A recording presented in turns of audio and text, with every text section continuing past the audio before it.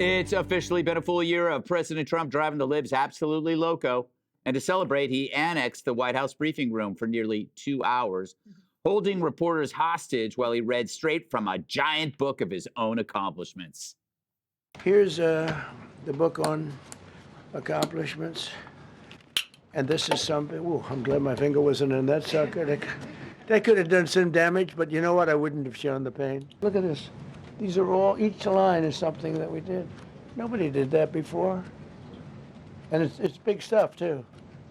Look, we have the hottest country in the world.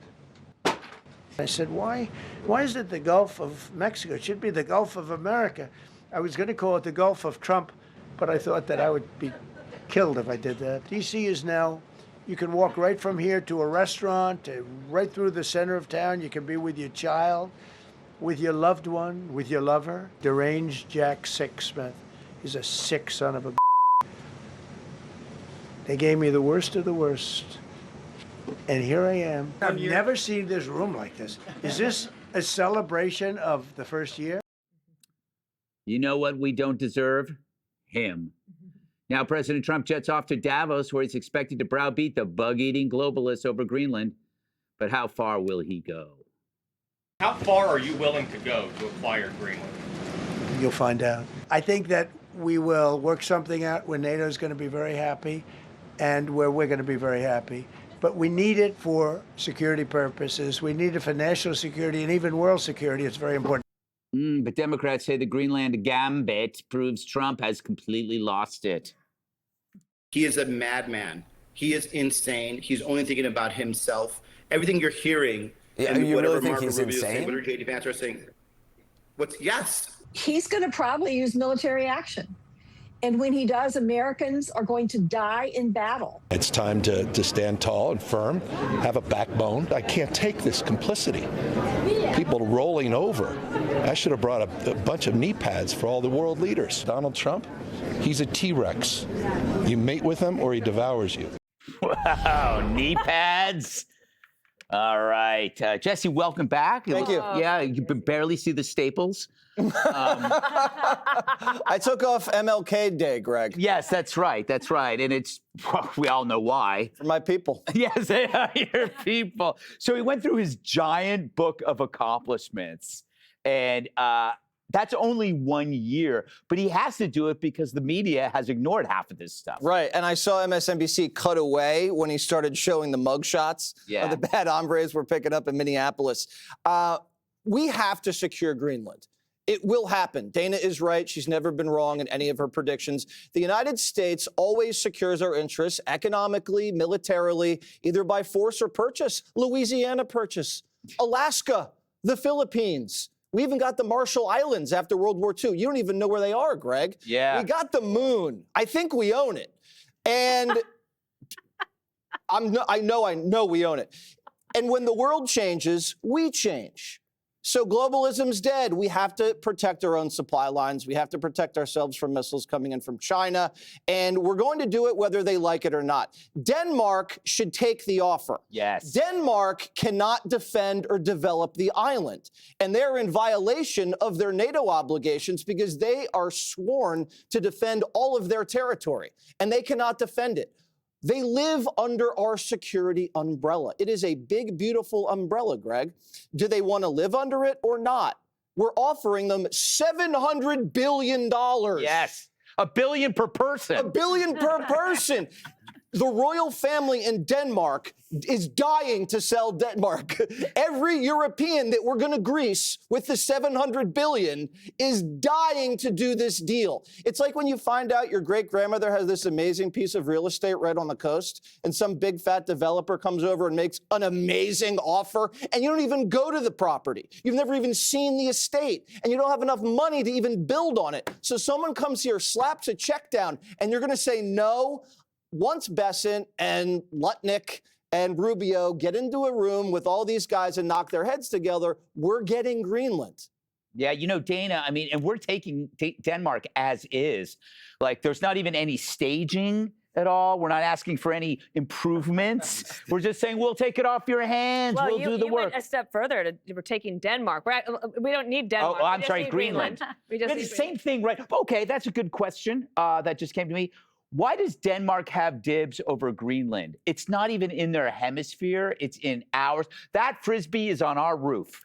Well, I actually did a little research on this. If you can go back to, like, I think it was in 1916 that the United States said, okay, we recognize Greenland belongs to Denmark. Yeah. Okay, so now you could say that those things don't matter, but territorially, I think that they have laid claim to it. But I also think President Trump could claim the win here already, and he probably is planning to do that. So, like, when McCaskill is there saying he's definitely going to use military power, like, from the comfort of your kitchen, like, that's not happening.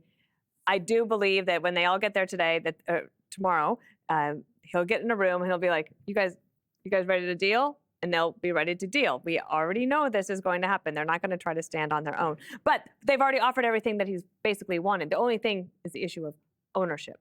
And how can he define ownership in a way that is win? I feel like President Trump has already won the issue, and he just needs to package it in a way that says, I'll take the win, thanks. Yeah, like a leasehold or a freehold. I don't know what that's called, Kaylee.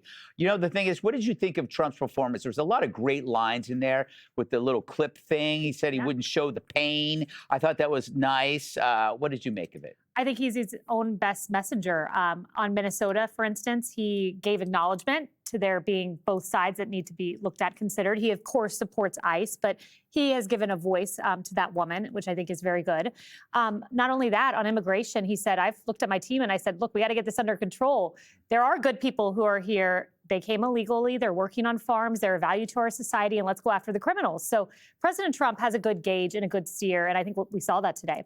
On Greenland, though, I'm very skeptical that the ultimate goal to that point is to have a military takeover of Greenland and incorporate Greenland into the United States. Why? Greenland became a state. They get 2 Senate seats. Greenland is deeply, deeply leftist. Really? Socialist. So 2 socialist senators, you could add them to the United States Senate, at least 1 House seat, according to the Heritage Foundation. So you got another House socialist member. James Carville has told me they want to get rid of the filibuster, make D.C. a state. So add another 2 Democratic senators, add another 2 Democratic House seats.